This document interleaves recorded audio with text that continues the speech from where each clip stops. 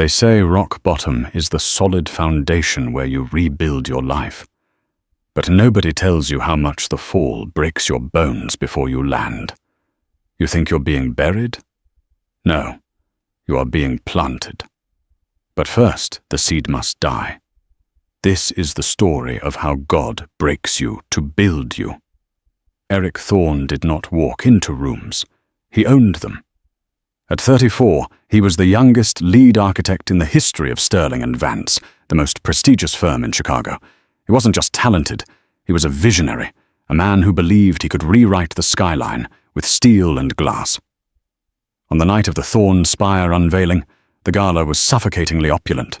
Crystal chandeliers trembled under the bass of the orchestra, and the air smelled of expensive perfume and unbridled ambition.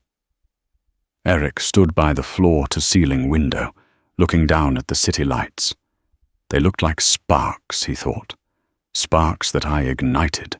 You look like a king surveying his kingdom, a voice rumbled behind him. Eric turned, flashing a smile that had graced the cover of Architectural Digest just last week. It was Julian Vance, the senior partner, the man who had plucked Eric from a state college and polished him into a diamond. Julian was more than a boss. He was a father figure. Not a kingdom, Julian, Eric said, taking a sip of champagne. A legacy. When people look up at the spire, they won't just see a building. They'll see us. They'll see you, Eric, Julian corrected, his eyes unreadable behind gold-rimmed glasses. You've made sure the press knows exactly who drew the blueprints. Eric missed the edge in Julian's voice. He was too drunk on his own glory. Talent speaks, Julian. I just handed it a microphone. This was the first painful truth, though Eric didn't know it yet. Pride is the anesthesia that deadens the pain of your upcoming fall. The catastrophe didn't happen with a bang. It happened with a whisper. An hour later, as Eric stepped onto the podium to accept the Visionary of the Year award, the heavy oak doors at the back of the ballroom swung open. It wasn't the press. It was 3 men in windbreakers with badges hanging from their necks. Federal agents. The music didn't stop immediately, creating a jarring soundtrack to his destruction. Eric Thorne. The lead agent's voice cut through the microphone feedback. We have a warrant for your arrest regarding wire fraud, embezzlement of project funds, and structural negligence. The room gasped, a collective intake of breath that sucked the oxygen out of Eric's lungs. This is a mistake, Eric laughed nervously, looking at Julian. Julian, tell them. Tell them about the accounts. Julian Vance stepped forward. The room went silent. The mentor looked at the protégé, and for the first time, Eric saw the shark beneath the suit. I'm sorry, Eric, Julian said, loud enough for the board members to hear. I tried to cover for you. I tried to fix the books you altered. But I can't put the firm at risk for your gambling debts anymore. Gambling debts? Eric screamed, the champagne glass shattering in his hand. I've never placed a bet in my life. You managed the finances. You signed the approvals. And you signed the final intent declarations, Julian said softly, sadly, with your digital key. The one you trusted me with. The betrayal hit Eric harder than the handcuffs. Truth number 2, the breaking often begins with the betrayal of your Davids by your Sauls. Eric was dragged out of the gala, the flashbulbs of the paparazzi blinding him, capturing the exact moment his life incinerated. He wasn't just losing a job, he was losing his name. The legal battle lasted 6 months. It bled him dry. While he avoided prison due to a lack of concrete evidence regarding the gambling, the reputational damage was terminal. Julian had covered his tracks perfectly, painting Eric as a rogue, arrogant genius who cut corners to fund a secret addiction. Eric lost his license. The bank foreclosed on his penthouse.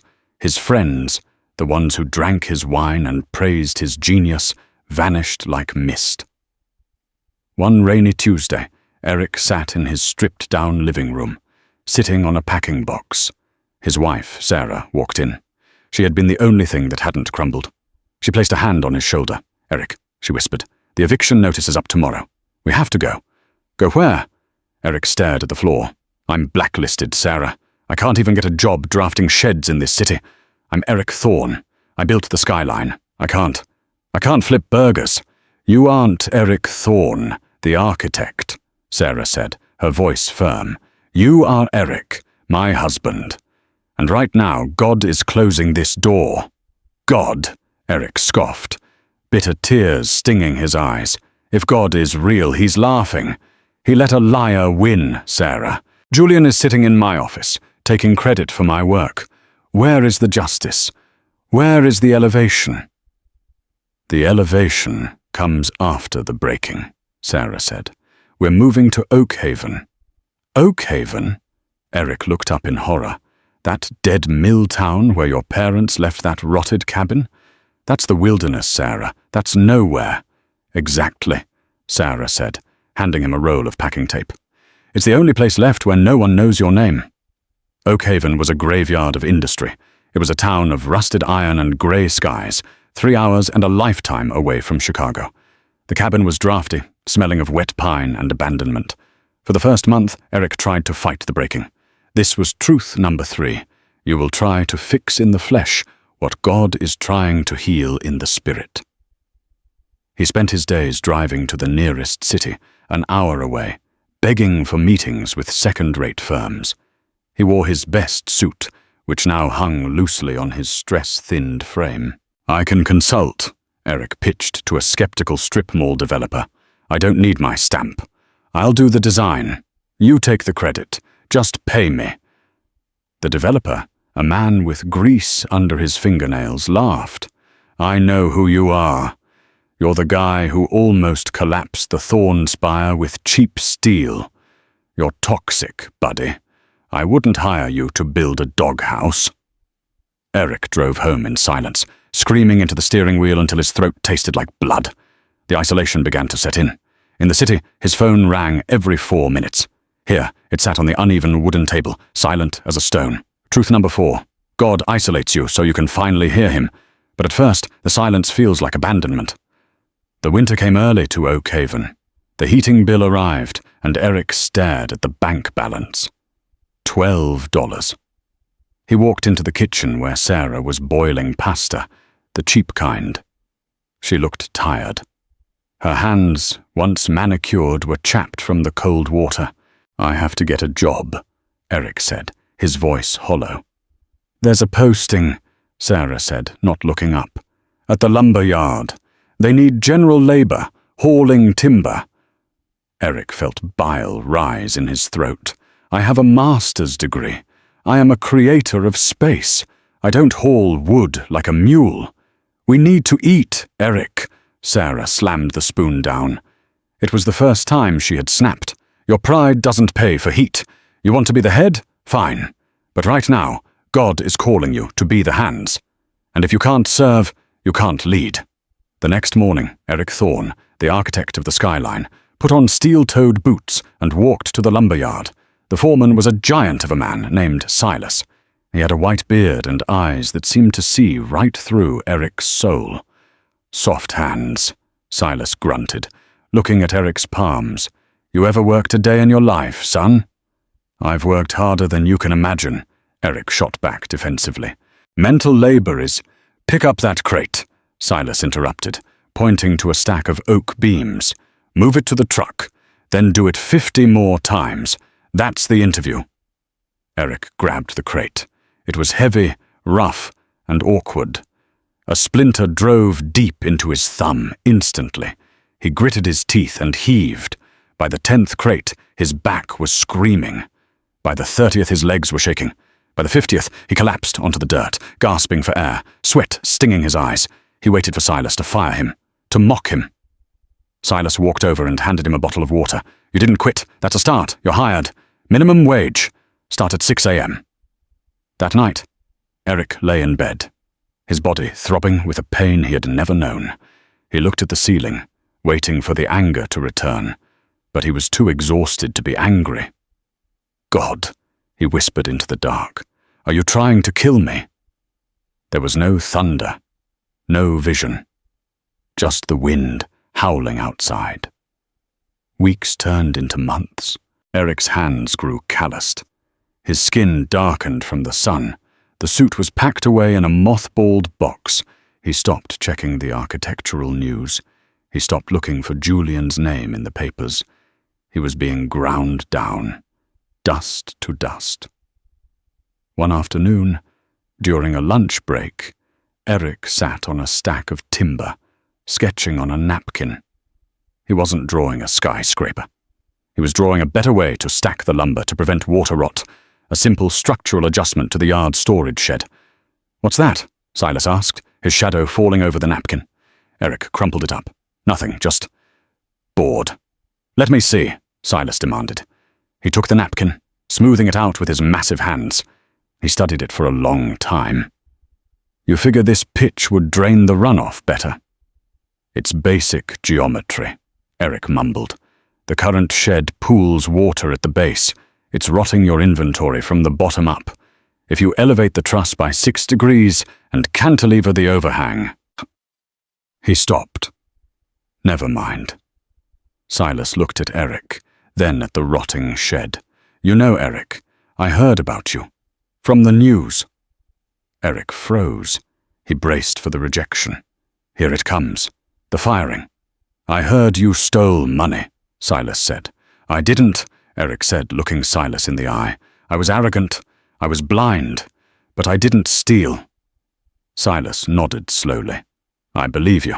A thief would have stolen a few beams by now. You just work." Silas handed the napkin back. "But you're still broken, son. I can see it. You're building walls around your heart taller than those towers you used to make. What do you want from me, Silas?" "I want you to stop trying to be the architect," Silas said, "and start being a builder. There's a difference. One wants the glory of the design. The other cares about the integrity of the wood." Truth number 5. You must lose your identity to find your purpose. The dream must die so the destiny can live. It was then that the accident happened. A few weeks later, a storm front battered Oakhaven. The winds were tearing shingles off roofs. At the lumber yard, the old main storage barn, not the one Eric had sketched, but the massive central warehouse, began to groan. Eric was securing a tarp when he heard the sound.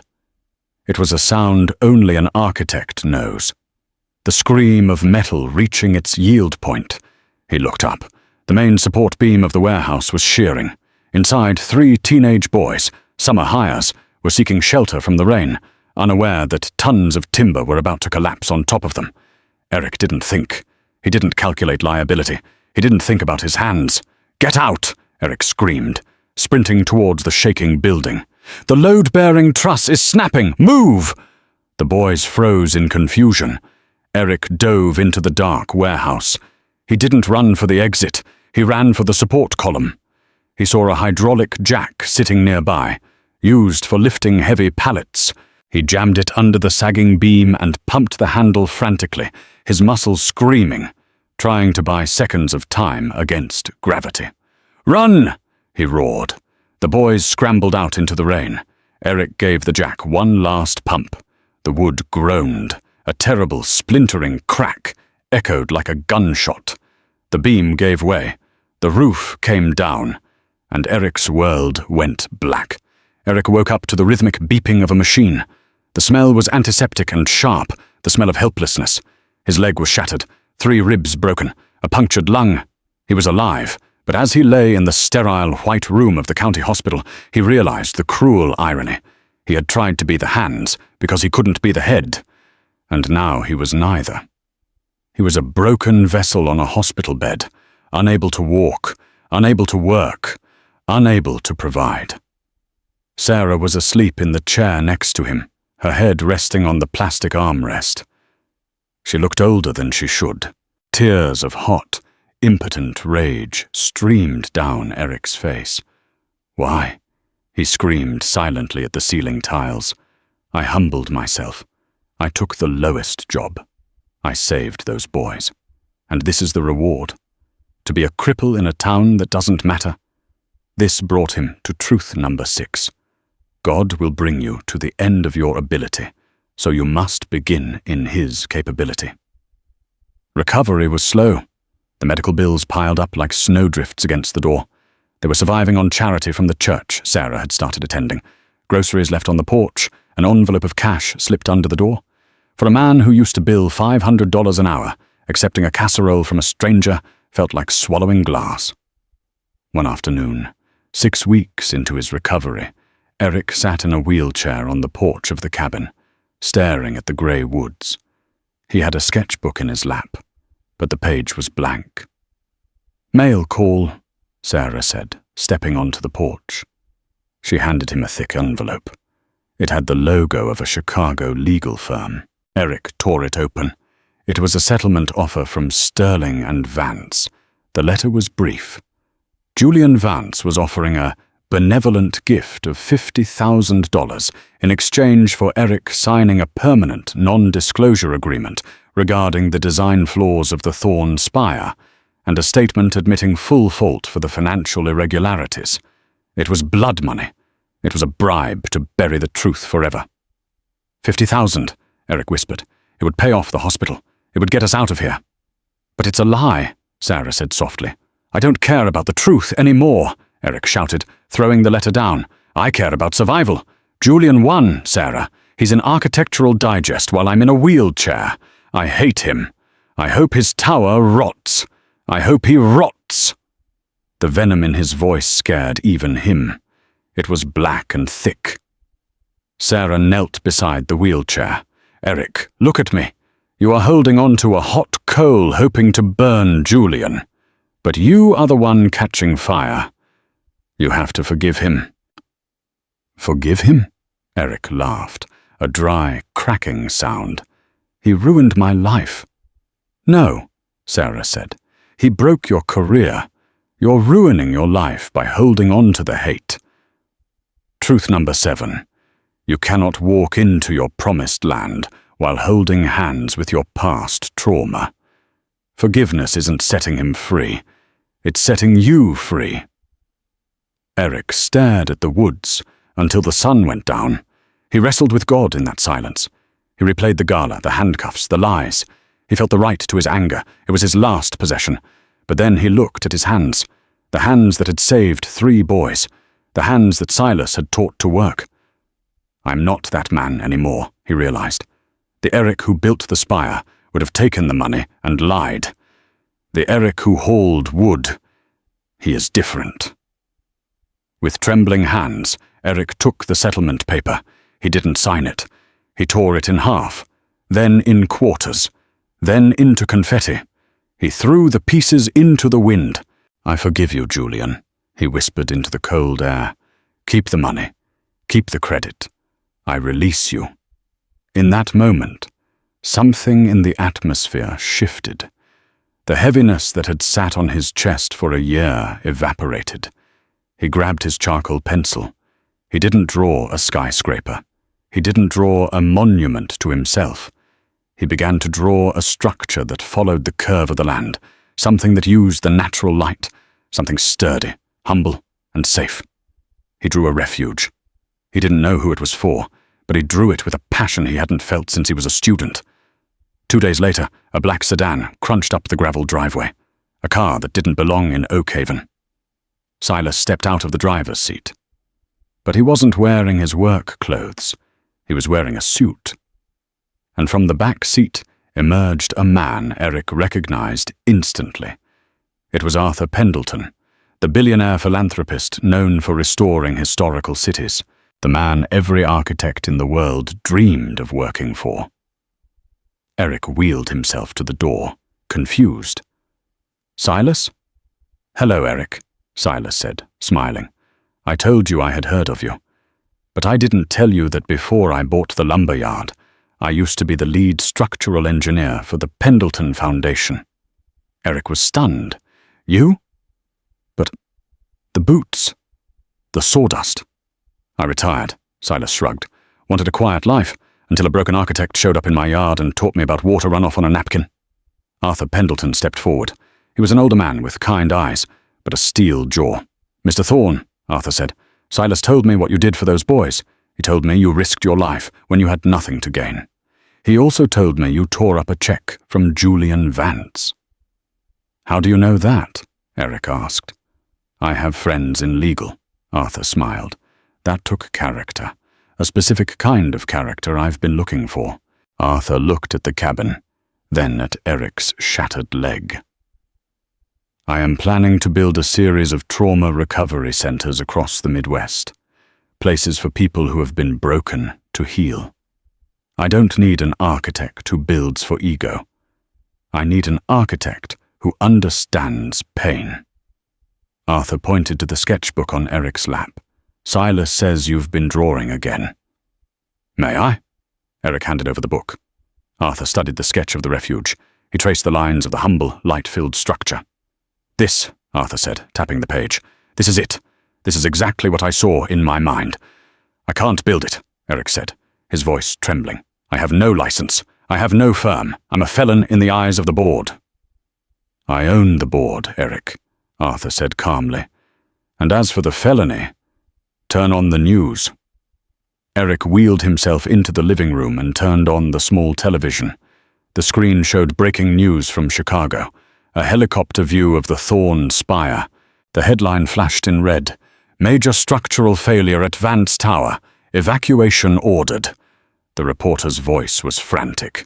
"Authorities have evacuated the newly christened Vance Tower after a massive fissure appeared in the sub-basement foundation.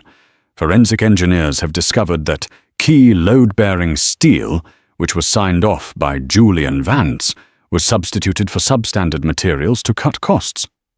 The screen cut to a clip of Julian Vance, looking disheveled and panicked, being led out of his office in handcuffs, the same way Eric had been led out a year ago. "The emails surfaced this morning," Arthur said, standing in the doorway. "A whistleblower in accounting. Turns out Julian framed you to cover his own embezzlement. He didn't just steal your money, Eric. He stole your designs and cut out the safety measures you insisted on. The truth didn't just float. It exploded." Eric watched the screen. He waited for the rush of triumph. He waited for the sweet taste of revenge. But it wasn't there. He just felt a deep, quiet sadness for a man who had built his house on sand. Truth number 8. The bonus truth. When God vindicates you, he does it in front of the people who tried to bury you. "I don't want to go back to Chicago," Eric said, turning off the TV. "I don't want that life. The galas, the awards, it's all vapor." "Good," Arthur said, "because I don't want to build in Chicago. I want to build here, in Oak Haven. We start with the first center right here in this town. You're not going to just design buildings, Eric. You're going to rebuild this community." Arthur extended his hand. "Will you be my lead architect?" Eric looked at Sarah. She was crying, smiling brighter than the sun. He looked at Silas, the mentor disguised as a tormentor. Eric took Arthur's hand. "Yes." 3 years later. The Oak Haven Restoration Center was nothing like the Thorn Spire.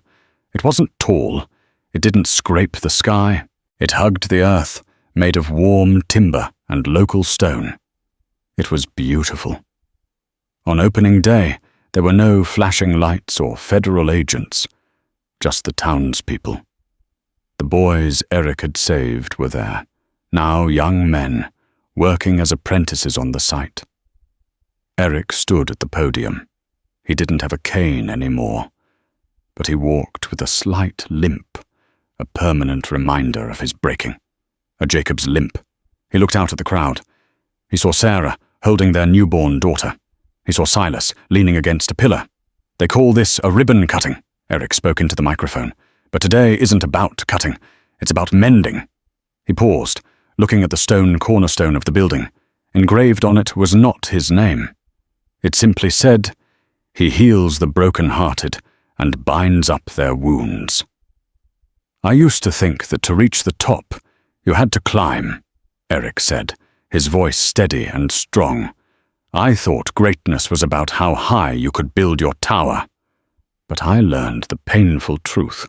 He smiled, a genuine, humble smile that the old Eric never knew. Before God can build you up, He has to break you down. He has to crush the pride to extract the oil. I thank God for the breaking, because without it, I would have built a monument to myself and lost my soul. Instead, I lost the world and found my life. As the crowd cheered, Eric didn't look up to the sky to see a building. He looked around at the people. He was no longer the king of the skyline. He was a builder of men. And for the first time in his life, Eric Thorne was truly elevated. Eric's journey from the penthouse to the lumberyard wasn't a punishment. It was a preparation. Like Joseph in the prison or Moses in the desert, the wilderness is where character is forged. If you are in a season of crushing, of isolation, or betrayal, do not despair. You are not being buried. You are being planted. The breaking is messy, painful, and confusing, but it is the only way to ensure that when God finally elevates you, the platform won't crush you. Are you feeling the pressure of the breaking season right now? Does it feel like everything is falling apart? If this story spoke to your spirit, type "I trust the process" in the comments below. Don't forget to like this video to spread this message of hope, and subscribe to the channel for more stories that feed your soul. Remember, your breakthrough is coming.